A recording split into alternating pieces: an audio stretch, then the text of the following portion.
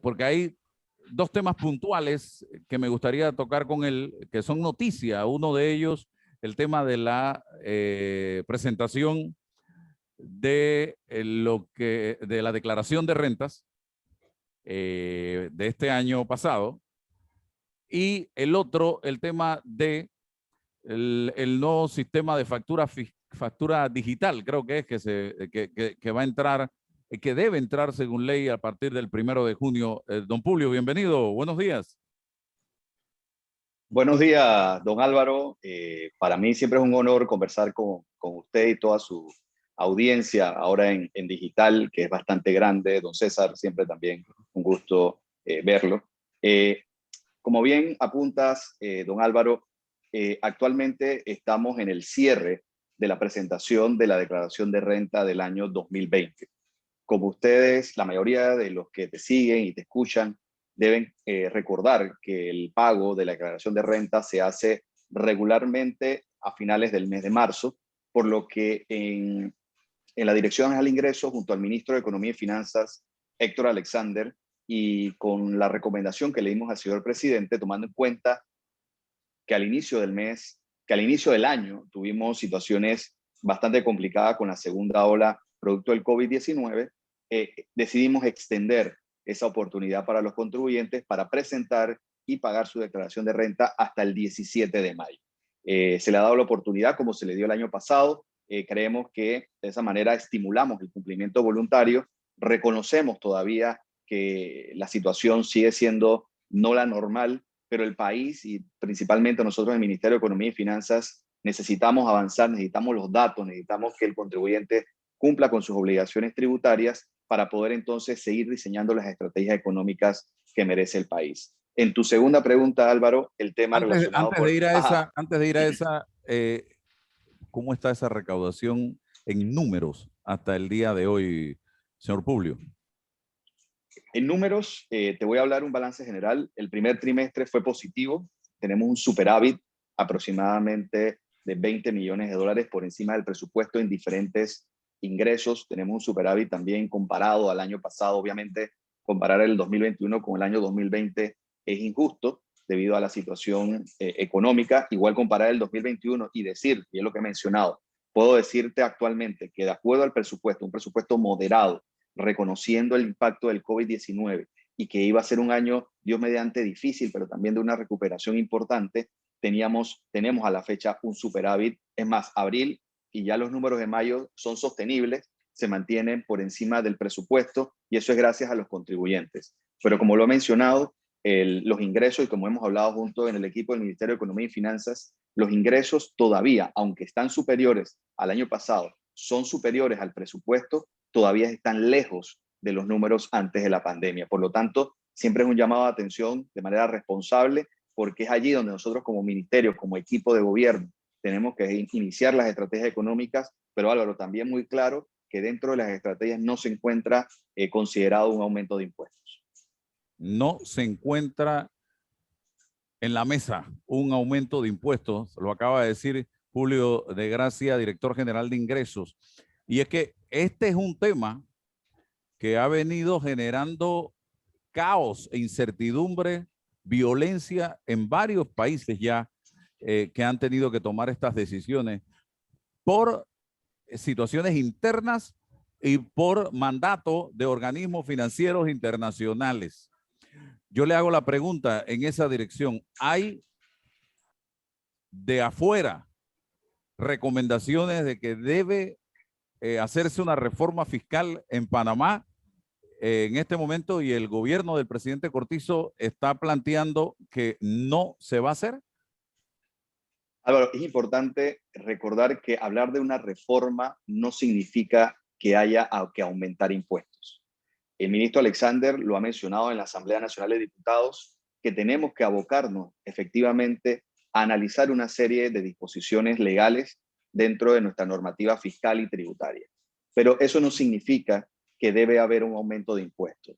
Entre los temas que estamos considerando y están sobre la mesa es la revisión de incentivos, beneficios y exoneraciones fiscales que actualmente consideramos que están erosionando nuestra base fiscal y que de nada ayudan a la economía nacional. Y es más, porque probablemente ya cumplieron su proceso de beneficio para impulsar las actividades económicas que buscaron de alguna manera incentivar en su momento. Eso sí está sobre la mesa, esos son partes, sí, efectivamente, de algunas recomendaciones que en la mesa y también otros órganos internacionales también dentro del apoyo técnico que nos han brindado, nos han manifestado.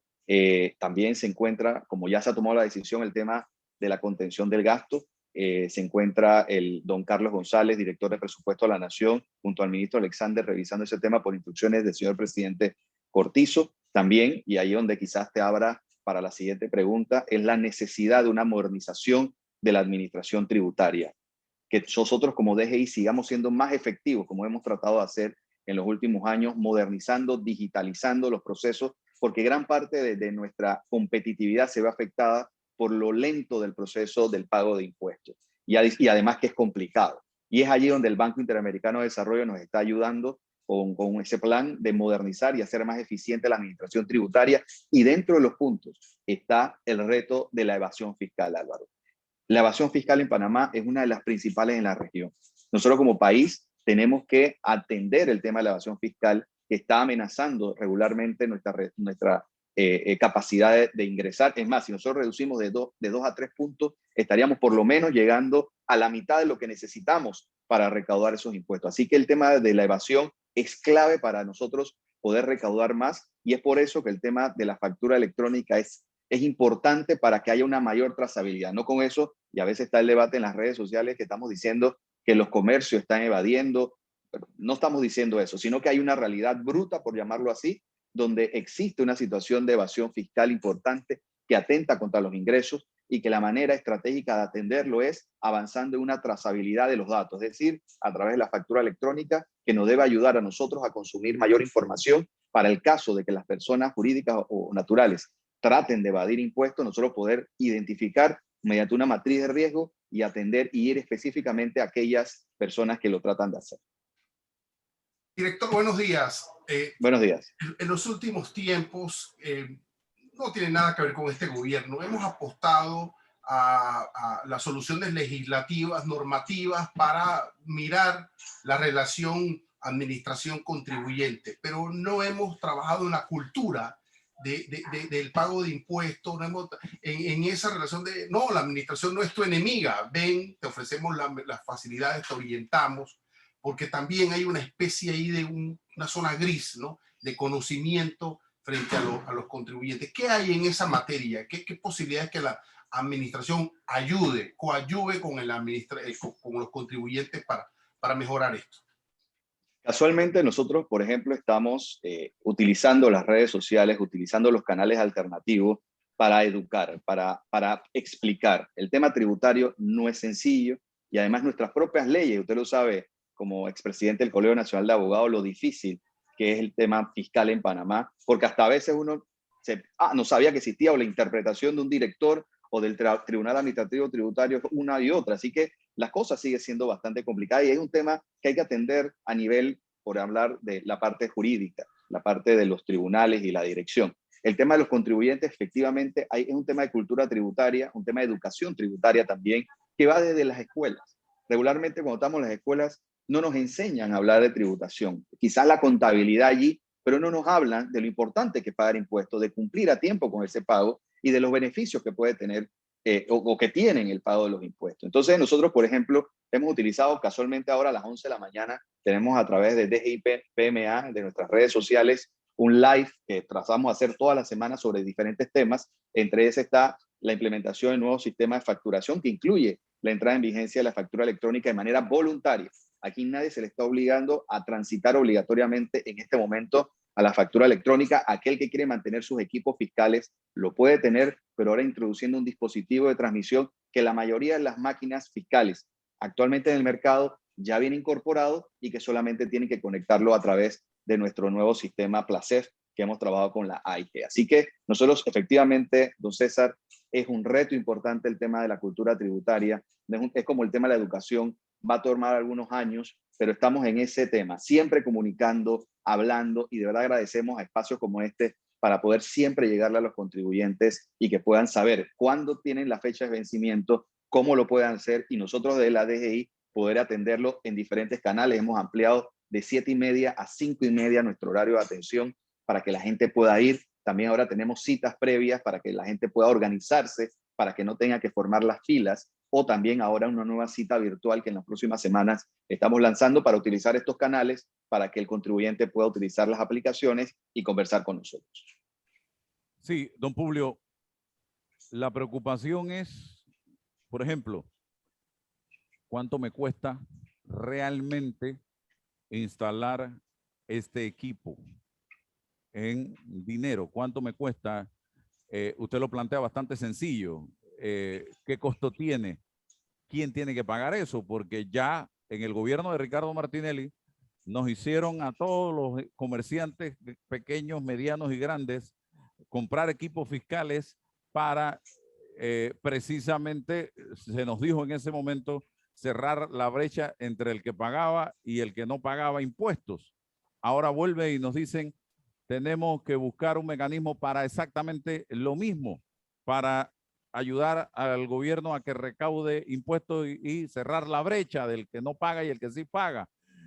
Segundo, tiene el gobierno, yo he conversado con algunos especialistas en esta materia, tiene el gobierno la capacidad el 1 de junio, tecnológicamente hablando, de recibir toda esa información de parte de todas las empresas de este país en una estructura de Internet real, o vamos a tener dificultades o vamos a tener problemas.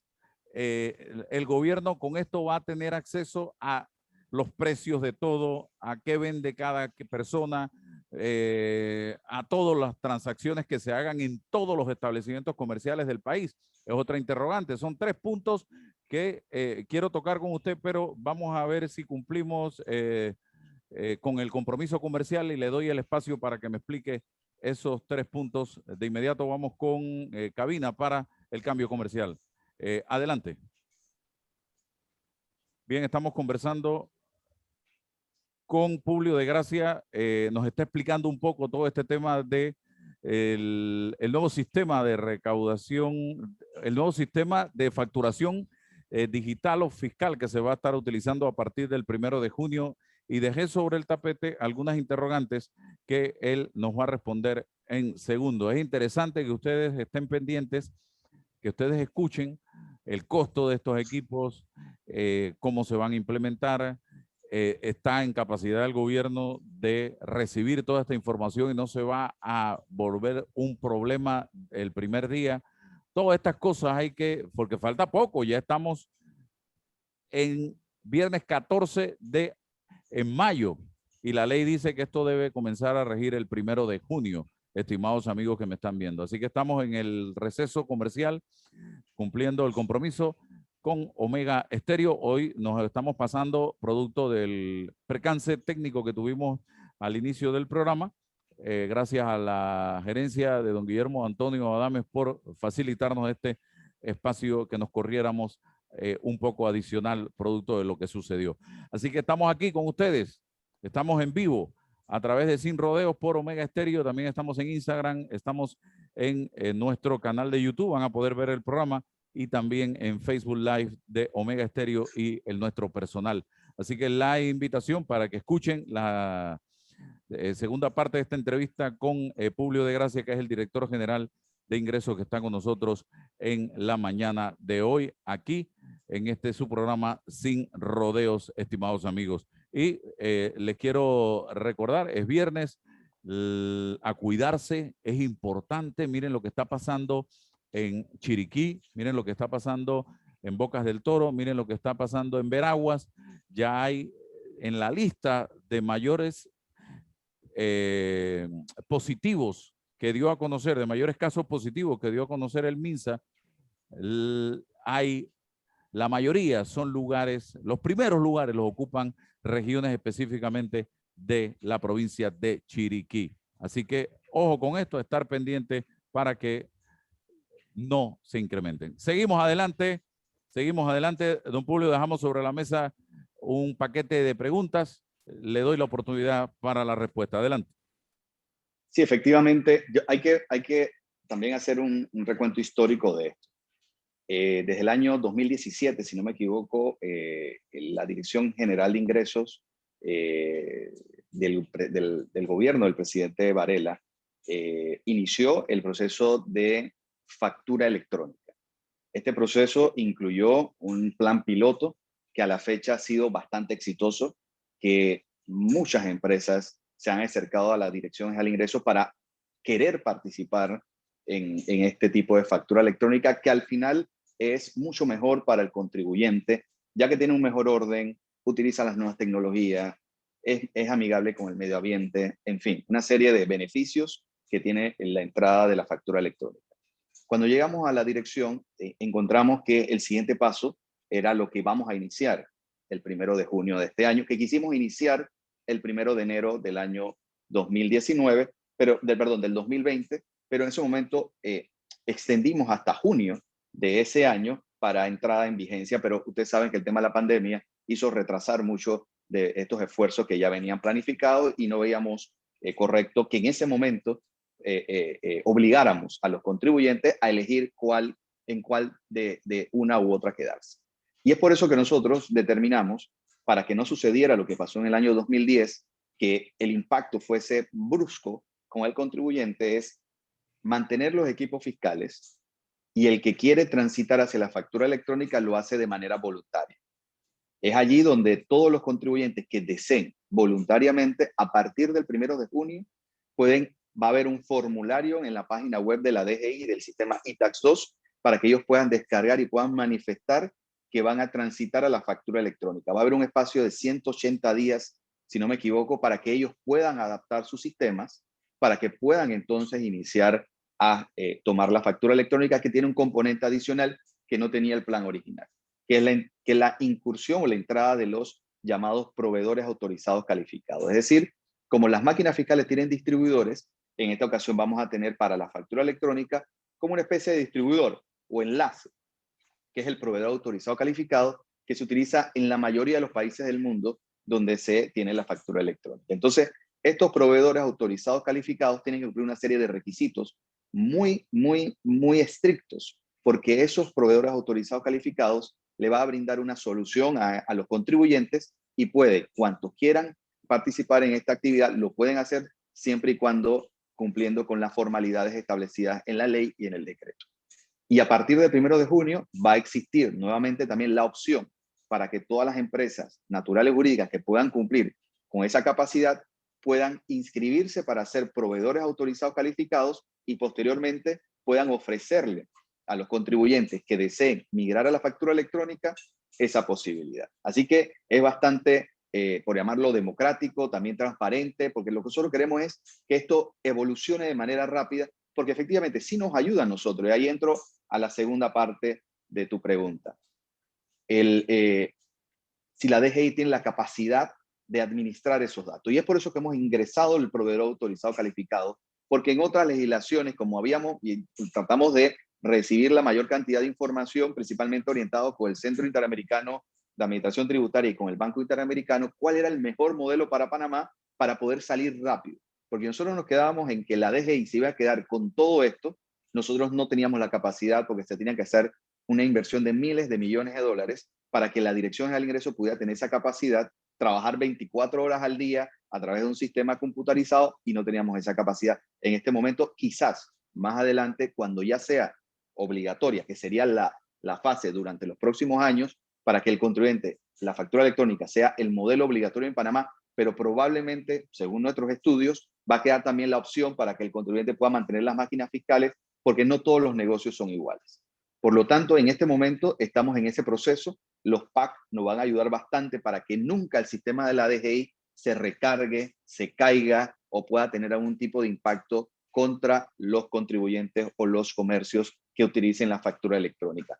En el tema de las máquinas fiscales, la introducción de esos dispositivos. Cuando yo llegué, Álvaro, a la Dirección General de Ingresos, yo pensaba que esos dispositivos nosotros teníamos información. No, tenemos que enviar un personal a cada máquina fiscal, que son cientos de miles a nivel nacional, para verificar si esas máquinas estaban encendidas, estaban cumpliendo, tenían su libro de entrada, su libro de mantenimiento, en fin, es imposible tener una fiscalización. Entonces, con la AIG trabajamos un PLACEF, que es como un centro de información que el dispositivo de transmisión va a transmitir a ese software y luego va a transmitir a la DGI para una fiscalización. Y la tercera pregunta tuya, Álvaro. Nosotros en la DGI tenemos un estricto cumplimiento en la confidencialidad de la información de los contribuyentes. Nosotros tenemos que tomar la confianza que lamentablemente en el pasado se ha perdido, que se percibía que la DGI perseguía, que revisaba los datos de los contribuyentes para beneficio político, para beneficios económicos. En la DGI está estrictamente prohibido esos temas. Es más, hay evidente que cualquiera persona que utilice esa información, la cárcel es su destino. Por eso nosotros tenemos que garantizar la confidencialidad de la información de todos los contribuyentes. Nosotros no tenemos ni un tipo de análisis de datos para determinar cuánta gente compra, cuántas cosas, qué inventario hay. Eso no existe. Nosotros vamos a utilizar esos datos como una matriz de riesgo que nos va a encender un semáforo amarillo o rojo para determinar qué tipo de contribuyente no está cumpliendo sus obligaciones tributarias para entonces, de acuerdo a la ley, iniciar los procesos si eso lo determina. Eso nos va a ayudar bastante, Álvaro, para evitar el uso de eso. Cuando tú vas a un comercio y te da la factura, no te la da, inmediatamente eso va a quedar grabado y se va a transmitir directamente y ya ese esfuerzo de que pide tu factura va a ir disminuyendo porque la máquina nos va a ayudar y eso no se va a poder evadir. Recuerda, Álvaro, que en un momento entrevistamos al magistrado cigarruista del Tribunal de Cuentas y nos comentó que en la fase de ejecución de sentencias interviene la DGI y que había quizás algunas limitaciones de orden administrativo para poder ejecutar. Ahí hay, según él, unos millones de dólares que pudiesen ayudar, ¿no? ¿Qué hay sobre esto, director, sobre este tema específico? Casualmente el día lunes estuvimos conversando con el magistrado presidente del Tribunal de Cuentas, el magistrado cigarruista, junto también con la fiscal de cuentas, la licenciada Waleska, donde nos alineamos en esos temas. Hay temas en el pasado que lamentablemente no se atendieron, nunca se avanzó en esos temas, se encajetaron y el país perdió y sigue perdiendo la posibilidad de ejecutar esas sentencias, que bien como lo ha manifestado el magistrado cigarruista, ya es sentencia en firme y que hay que simplemente pasar donde estas personas que han sido condenadas, por llamarlo de alguna manera, a devolver los dineros al fisco panameño o a devolverlas al Tesoro Nacional. Nosotros nos estamos alineando en ese esfuerzo. Evidentemente sí hay algún tipo de dificultad administrativa dentro de la DGI. Tenemos muchas facultades, muchas responsabilidades que muchas veces, lamentablemente, el presupuesto y la organización misma de la DGI juega en contra de eso, pero estamos alineándonos en esos temas. Es más, desde hace ya aproximadamente un año con la llegada de la fiscal Waleska, hemos trabajado junto con la coordinación de juzgados coactivos en la DGI para avanzar. Es más, se ha recaudado más en esos temas de Tribunal de Cuentas que en los últimos 10 años.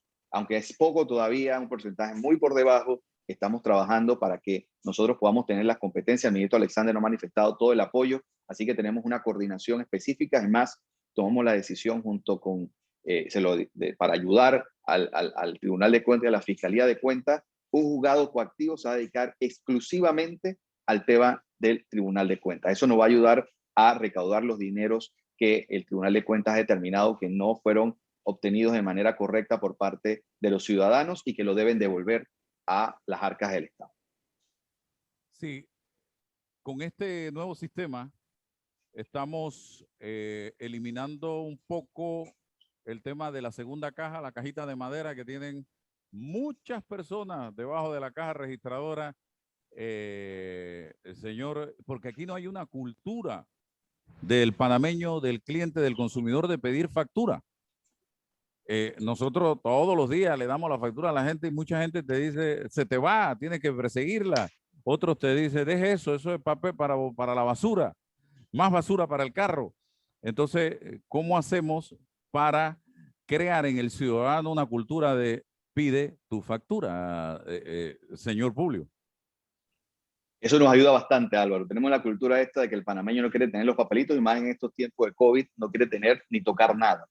Entonces, la factura electrónica le va, como usted seguro ha ido a algunas partes del mundo donde usted le dice, ¿quiere la factura impresa o la quiere que se la enviamos a su correo? O no la quiere, me explico. Pero en ese ya no lo quiere, ya no va a poder evadir, porque inmediatamente se hace la captura en la pantalla, inmediatamente directamente se transmite esa información de la máquina fiscal y de la factura electrónica igualmente. Eso nos va a ayudar bastante.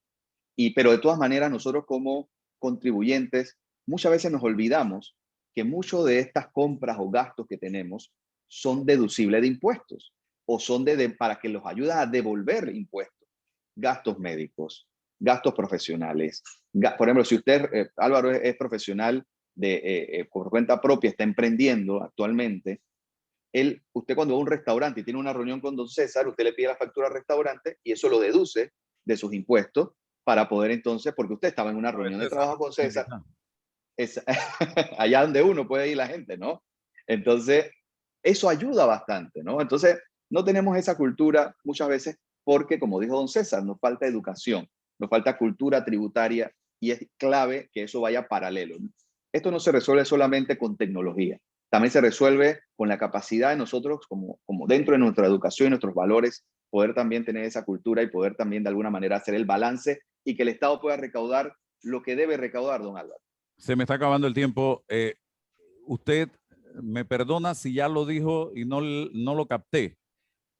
¿Dónde yo compro ese dispositivo que se necesita para habilitar mi equipo fiscal y el costo real que tiene ese equipo? ¿Cuánto tengo que invertir en dinero? Ustedes ya tienen esa cifra. Y lo otro, ¿cuándo vamos a poner en ejecución el tema del descuento de jubilado? Y mucha gente pide descuento jubilado y no sabe que ese es un descuento que hasta el día de hoy le da el restaurante al cliente. Y muchos clientes lo piden como a veces golpeado, pensando que el dueño del local está recibiendo del gobierno o del Estado ese descuento después, cuando en la historia hasta el día de hoy nunca no es el Estado, no es el gobierno el que está dando el descuento, es el dueño del restaurante. Entonces muchas veces la ganancia del restaurante es el descuento jubilado, que es el 25% cuando no se trata de franquicias. ¿Cuándo se va a cumplir la ley que dice que es deducible del impuesto sobre la renta? Esos 2 puntos. Ok, el costo aproximado es de $400 el dispositivo de transmisión, pero el mismo decreto establece que puede utilizarlo como crédito fiscal. Es decir, que al final termina no siendo un costo tan alto para la empresa. Es más, en la mayoría de las condiciones, que la mayoría de los negocios tienen una sola máquina fiscal, no debe tener costo, lo puede pedir a la DGI luego que presenta que ha hecho ese gasto con su distribuidor. Me imagino, don Álvaro, usted tiene en su negocio un equipo fiscal, usted tiene su distribuidor correspondiente que le da el mantenimiento, que le vende sus máquinas fiscales. Nosotros estamos actualmente terminando de homologar todos estos temas con estos distribuidores que han participado durante todo este último año en este proceso. Ha sido democrático, hemos conversado con ellos se han preparado, han propuesto, hemos trabajado con la AIG, que es la autoridad correspondiente en estos temas para que nos apoye de manera tecnológica. Así que ha sido bastante nivelado. Igual siempre estamos dispuestos a cooperar. De alguna manera estamos iniciando una fase que pueden tener algún ensayo, algún error, que todo se va a ir corrigiendo en el proceso. Así que, de alguna manera, tu pregunta, Álvaro, al final no tiene un costo, puedes deducirlo, puedes solicitar un crédito fiscal que está establecido en la ley. Aproximadamente el costo de $400 no manifestado los distribuidores para que todos puedan obtener ese tema, los que deseen mantenerse en equipo fiscal. Y entro también con tu pregunta en el tema del restaurante.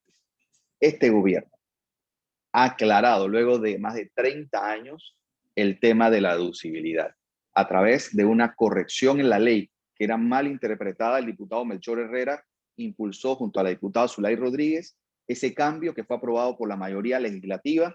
Existe ya una ley donde es claro el tema. Nosotros casualmente el día miércoles tuvimos una reunión con la Asociación de Restaurantes de Panamá, liderizada por Domingo de Ovaldía, donde conversamos sobre el tema de cómo vamos a ir introduciendo este tema, y por eso concluimos y acordamos que la factura electrónica nos va a ayudar a aplicar. ¿Por qué? Porque cuando uno entra a la factura electrónica, uno puede digitalizar, escanear la cédula del jubilado o el carnet del jubilado para que eso quede claro, y cuando ustedes vayan a hacer esa deducibilidad ante la Dirección al Ingreso, ustedes puedan demostrar efectivamente que fueron jubilados, pensionados de tercera edad, que obtuvieron el beneficio. Así que es un tema alineamiento total con la factura electrónica y el tema ahora de los jubilados, pensionados, que sabemos, como lo ha dicho Álvaro, efectivamente, ustedes como restaurantes están dando el beneficio y el Estado panameño regularmente en el pasado no se lo estaba aceptando. Y nos parece injusto y es por eso que nosotros hemos legislado junto a la Asamblea y nosotros acá para avanzar. Dios mediante, en los próximos meses ya vamos a tener cuál va a ser el procedimiento. Estamos en conversación permanente con la Asociación de Restaurantes de Panamá. Gracias, don Publio. Muy gentil. A la orden. Gracias. Saludos. A todos Éxitos. los oyentes y los que nos han visto. Hasta mañana.